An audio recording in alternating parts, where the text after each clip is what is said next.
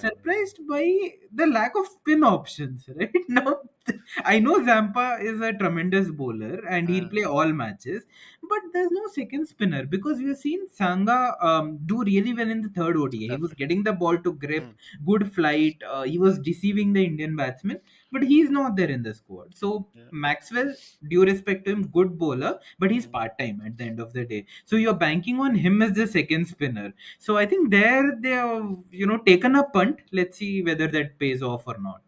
Tanvir Sangha was launched in the T20s against South Africa, played the ODIs, and then got one match in India as well.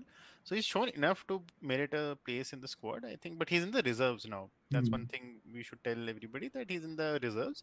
So if things are not going well for Australia, some You injury can might happen, expect another freak injury. or maybe head's injury extends. He's like, ठीक हाँ. है, अब नहीं हो Hmm. पाएगा ठीक हाथ Hmm. मेरा. So he goes out and Sangha comes in. Hmm. So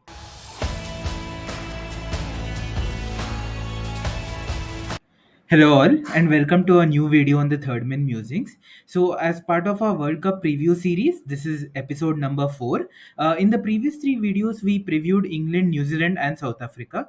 So if you have not watched those 3 videos, please go and watch them and come back and watch this video. So today we'll be previewing Australia.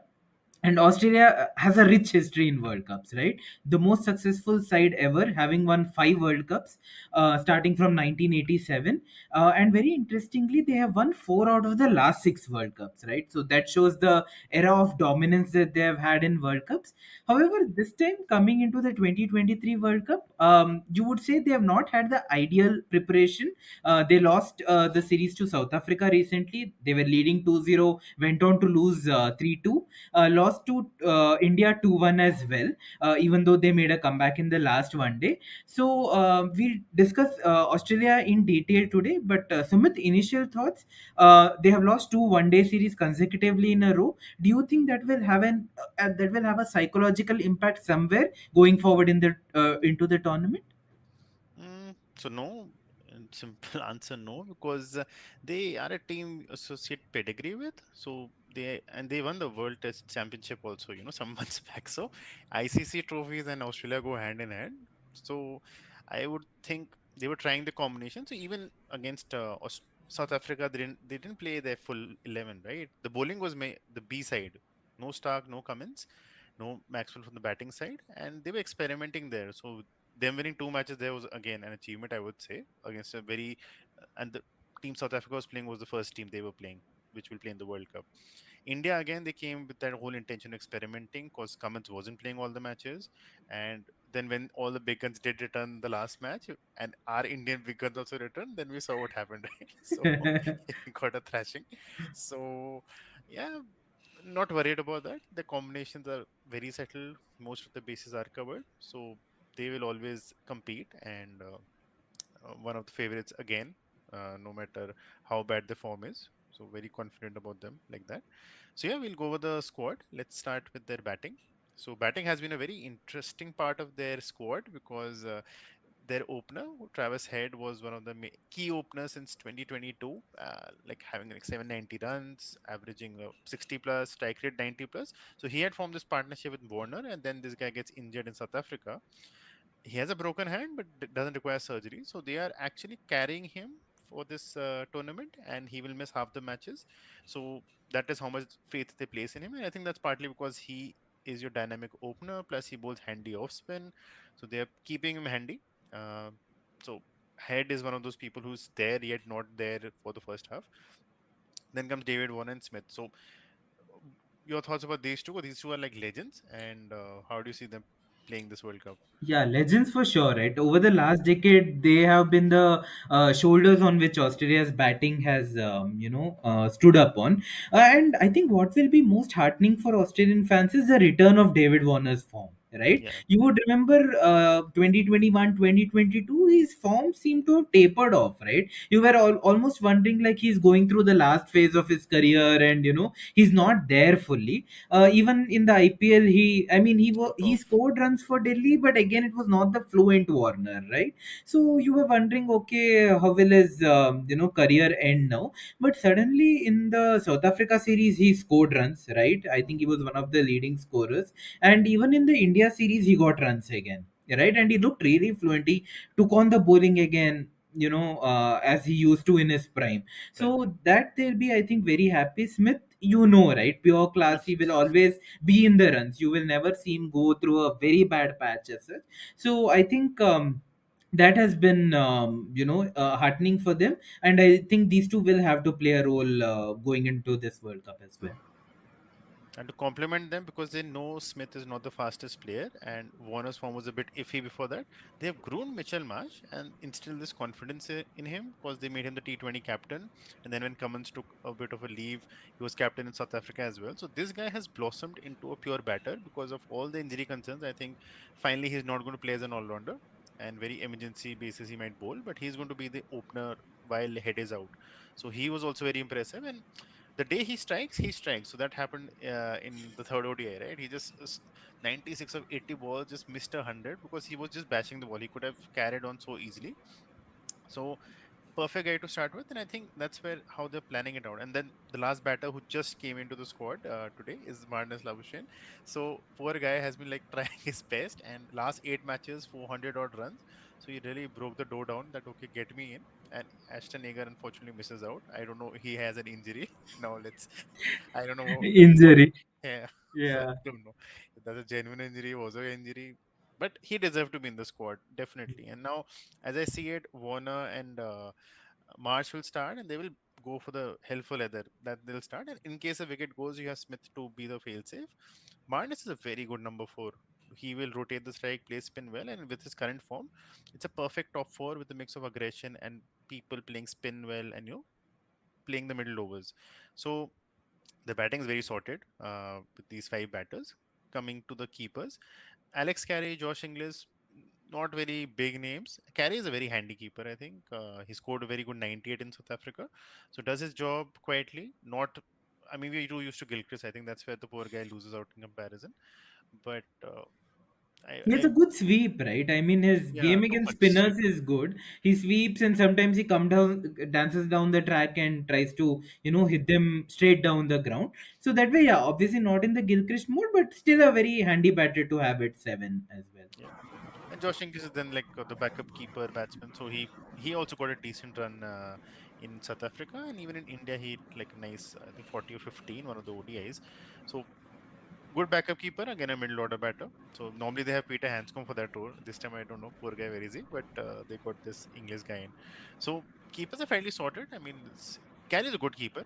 That I'm sure about. His batting is something I doubt, but I think on the Indian pitches and where he's batting, because he's going to again play amongst all the power hitters in the order. So he's a good player to have to maneuver the ball, take the singles, and probably explode at the end. So that's the keeper part. Coming to the all rounders, and that's where Australia has their strength again, because they have these multifaceted cricketers all over who then earn millions in the IPL because of that skill set. So they have Maxwell, they have Stoinis, they have Green, and then Sean Abbott, who's relatively less known, but these three we know in and out thanks to IPL and the hype around them. So Maxwell had an unfortunate broken leg last year and has barely played any cricket since then. So he just returned in the third ODI against India. Didn't bat, probably couldn't have run that much, so he got out. But the bowling is what really got me curious because he really bowled very well on a very stop-start pitch. So uh, I think yeah, a shoe in, right? I mean, you won't doubt keeping him. Yeah, of course, of course. I mean, he bowled very well, right? And Maxwell is very handy with his off spin, so I'm sure he'll play. Plus his dynamic game, right? As long as Maxwell is always there in the middle, Australia will score runs, right? There's no defensive bone in his body, and he plays spinners very well, right? Yes, yes. I think he's one of the few guys who consistently hits spinners for sixes, so he'll be a big one. Stoinis and Green, I think they add the brawn to the Australian middle order, right? Both of them, very strong, can hit sixes on any ground, can get going from ball one.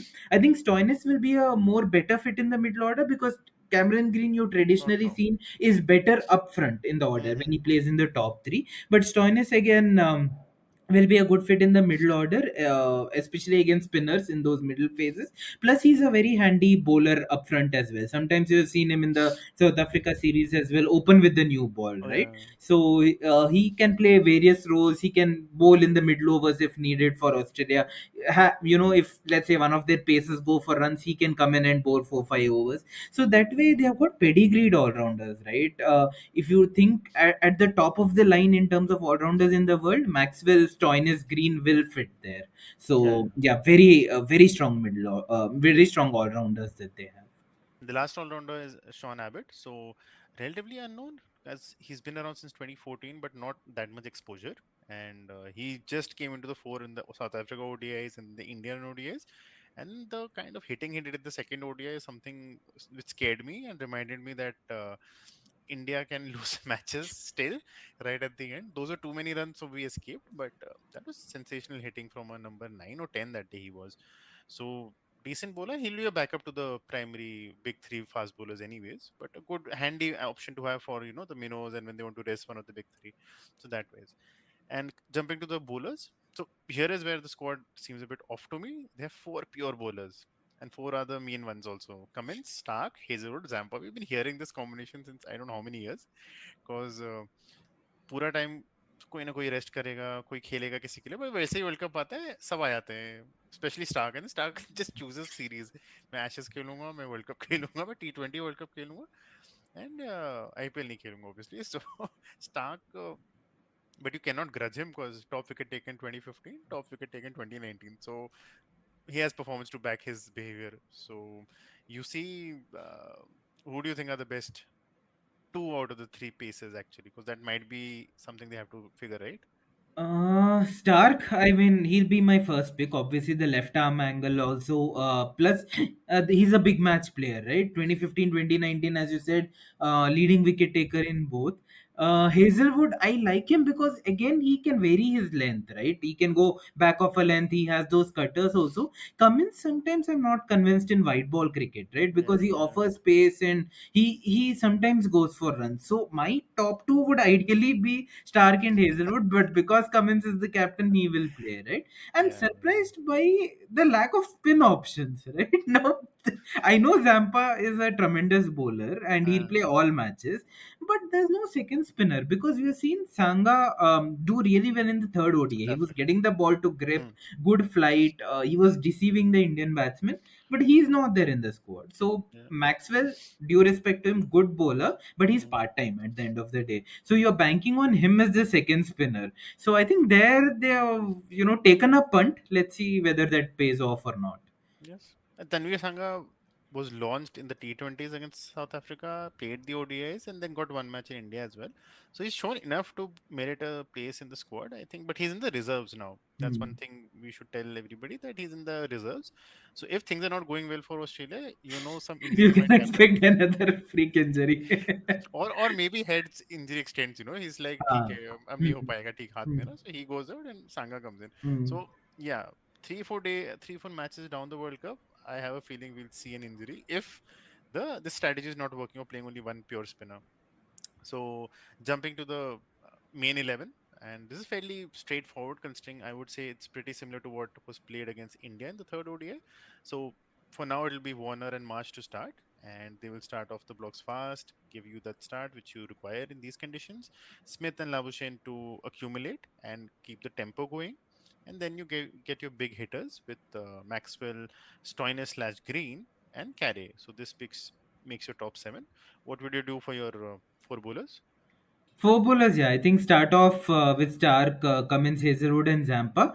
But Mm, I think 9 matches in a span of 1.5 months will be mm. taxing, and that too all are express Travel. bowlers, upwards of 140 plus. Plus there will be heat, traveling, and all. You saw the Rajkot one day, right? People were struggling. March, I think, at one point literally gave up. So almost dehydrated. So I'm sure they'll not play all, and whenever they want to rest anybody, Sean Abbott will definitely come in. So, but I think having seen these guys, the Ashes, I think they played all 5 tests, if I'm not wrong, right? Yeah, The they're three very fit. faces. Yeah, yeah. So they're very fit that way. I expect them to play most games. Maybe 1 or 2 games here and there. Sean Abbott might just come in, but definitely those four will start. Yeah. Yeah. And the way So Cummins, I was reading this that Cummins apparently is the least experienced Australian captain ever to go into a World Cup because he's barely captained this side since he became the captain. He's more a test captain, and ODIs he normally doesn't play that much. That's where his resting and rotation happens. So Australia is very used to playing without their main captain because they have Correct. so many leaders on the field. And Smith is a brilliant captain, no matter how much we say and make fun of it, but he's a very good cricketing brain. Hmm. So I expect Cummins, Hazelwood, Stark them to rest on, and I won't be surprised if Cummins also does his fair share of rests along the way. So one interesting point about Australia was they were trying this formation before Indian series that they would play till eight. So eighth would be carry. They would stock in Maxwell, Stoinis, Green together, and their plan would be to play three pure bowlers and make the all-rounders bowl the 20 overs, which would which was working partially, but as soon as it came to India, I think they were very badly exposed because then with that formation of two pacers and one pure spinner, you have to bowl Stoinis with the new ball at times, and that Correct. then gives you that initiative that any team wants in on Indian pitches at least. So I Correct. think unfortunately or fortunately, I mean, unfortunately for us as Indian fans, Australia figured out with these practice matches, not practice matches, I mean, series against Hmm. India that that formation won't work here. They will need Correct. to play their four pure bowlers, and I don't know why they even need to do that. They don't have the India wala problem, na, ki their Correct. bowlers don't bat. Stark How and they Cummins can also, use the long handle efficiently. they So, can play for India at number correct. seven. So yeah, Yeah. No. Jadeja I का think it खेलेंगे ये लोग. kind of got exposed in the South Africa series also, right? Hmm. Where they gave Partially. away 416 runs. Oh yeah, I think yeah, that was a yeah. start.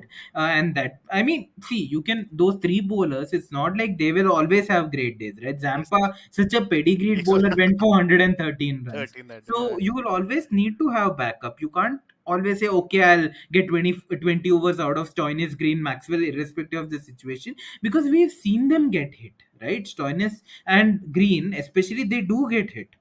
yeah. So I think that was something they realized and they course corrected it. Yeah. Yeah, yeah. So that's why they're champions, right? They figured they were trying something, it worked, but now, as soon as they saw it won't work anymore, they went. So I think the main question for them would come down to Stoinis versus Green, and I think yeah, you would prefer Stoinis at six.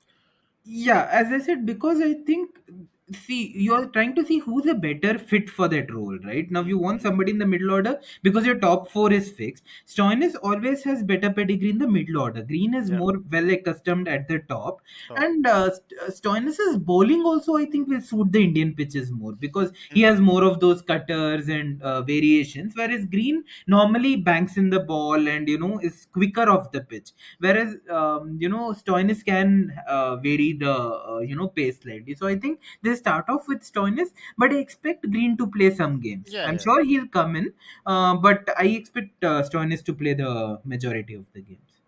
yeah, yeah. Same. I mean, the only reason I get, I think Green might be preferred is because they invested too much in him. Because this is like that Mm. guy who was brought out, and suddenly this number on all rounder in all formats for Australia. So Mm. and very good record in India as well. IPL may also he broke into it later, that role of Correct. number three. So they might try with him, but his bowling looks very insipid to me in Indian conditions. Very Mm. hittable because of the lack of variation, nor he has that much pace. He swings the ball, but by the Correct. time he'll come to bowl, the ball is not swinging. So Stark Correct. will take that opportunity. So Correct. yeah, I agree that Yeah. Stoner should be at number six as the finisher. Correct.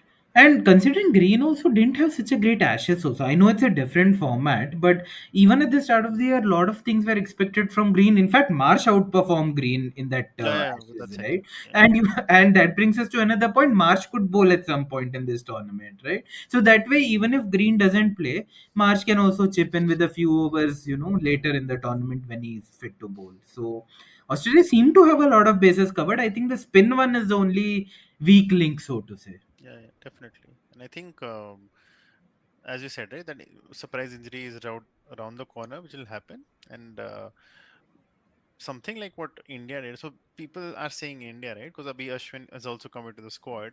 We'll go over it in our next video. But Ashwin has come in place of Akshar, and conspiracy theory says कि India ने on purpose ना कम spinner डाले थे पहले to give an assumption to people कि pitches won't spin that much, and Hmm. then they got Ashwin into the squad.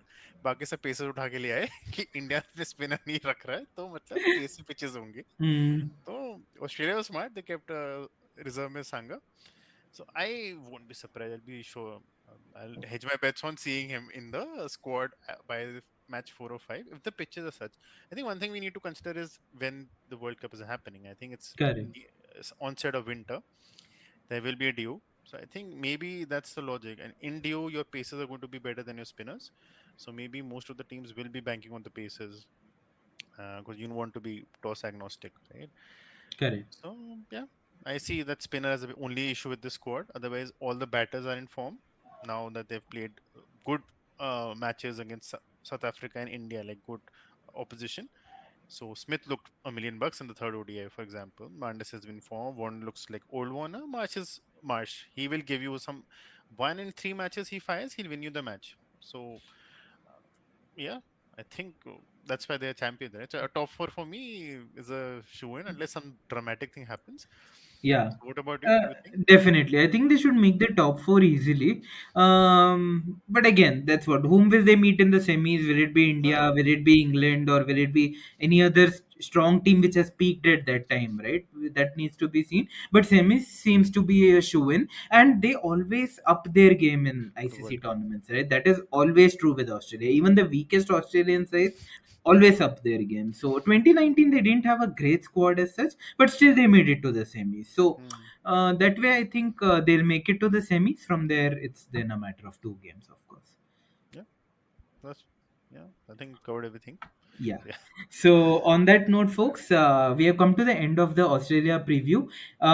Again, a great team, a lot of history, and even though they have lost the last two series, they will take heart from the fact that the last one day they won that comfortably against India, who is one of the major favorites for this tournament. So that will give them a lot of confidence. And that first game against India will be a cracker to watch on Yeah. October 8th, Chennai. So mark that date. So, do let us know your thoughts on Australia. Do you think they have any weak spot that other oppositions can target, or do you think they have got all bases covered? Please do like, share, comment, and subscribe. Share our video with other cricket friends or acquaintances that so that we get more love from you. On that note, take care, stay safe,